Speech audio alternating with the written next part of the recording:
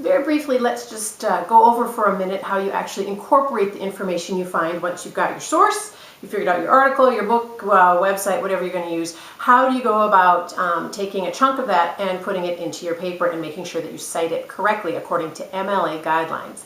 Let me give you a hypothetical here. Let's say I am doing my paper on the preservation of something in the natural world.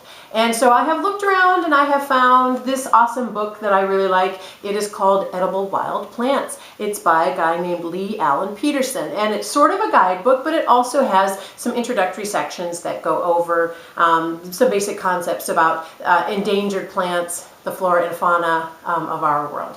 So I spent a little time going through the book and looking at some of the things that my pal Lee Allen Peterson has written. And when I got to page 11, I found a gorgeous section on conservation where he talks a little bit about how plants are in as much danger as animals are, and yet we really only ever talk about endangered animals. So I would like to use that little tidbit, that idea from Lee Allen, and I need to make sure that I give him proper credit or else I would be plagiarizing, which is a serious intellectual crime.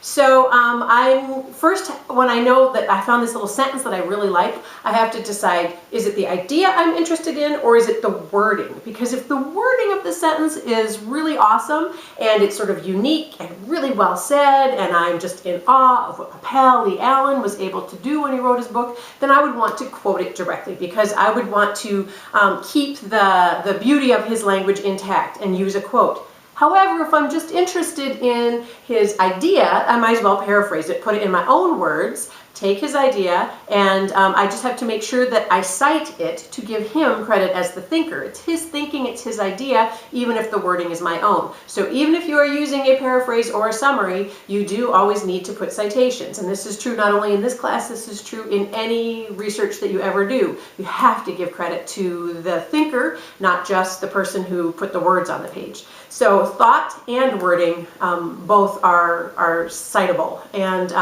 so I found my bit. I decided, okay, I'm going to paraphrase it because it's not that, he wrote it so well, it's more that I like the idea. So I'm going to paraphrase it and put it in my own words. So let me give you an example. Let's turn to the whiteboard.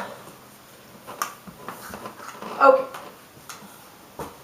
I'm hoping you can see this. All right, so in the original part that came directly out of the book is this at the top of the whiteboard. It says, in case you can't read it, can't imagine why you couldn't, unfortunately, the majority of the publicity and concern has been directed at the preservation of endangered animals, with the preservation of endangered plants often assuming a secondary role in the public eye.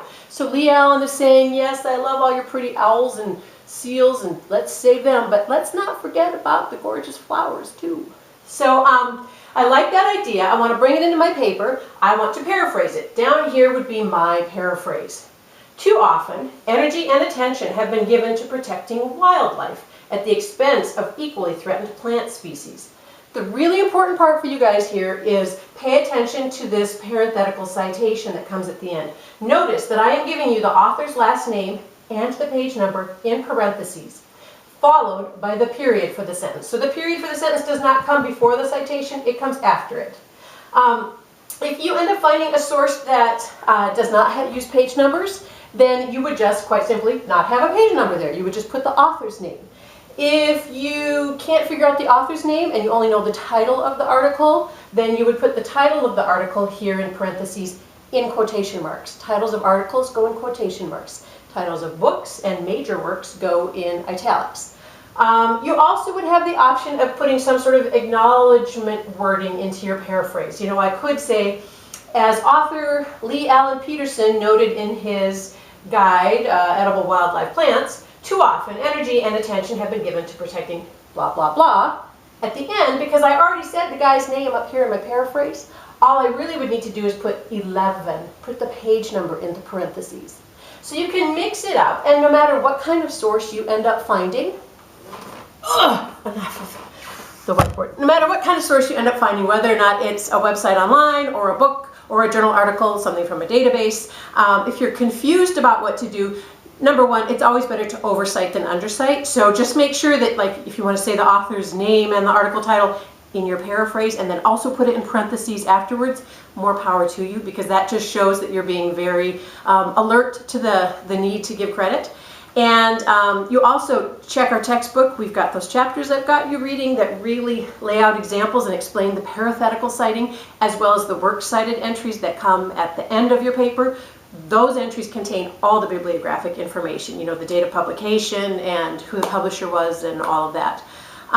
But, you know, use the internet, just whatever you're confused about, Google it. Just Google MLA parenthetical citations. You'll get a kabillion hits, and you can just leaf through them until you find an example that matches the kind of source that you have. But just remember that no matter what you're deciding to put into your paper, you've got to have a parenthetical citation at the end of it. If it's a quote, paraphrase, or a summary, give me those parentheses, give me some information so that we can see, you know, who you're giving credit to, and then end your sentence with a period after the citation. So I should stop babbling so you can find your source and get to quoting and paraphrasing. Good luck.